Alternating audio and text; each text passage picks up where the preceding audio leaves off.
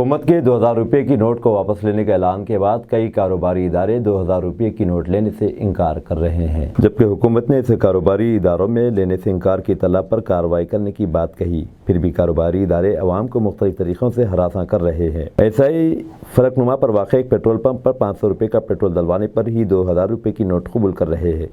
इससे साफ ज़ाहिर होता है कि हुकूमत के फैसले से सरमायाकार फ़ायदा उठा रहे हैं।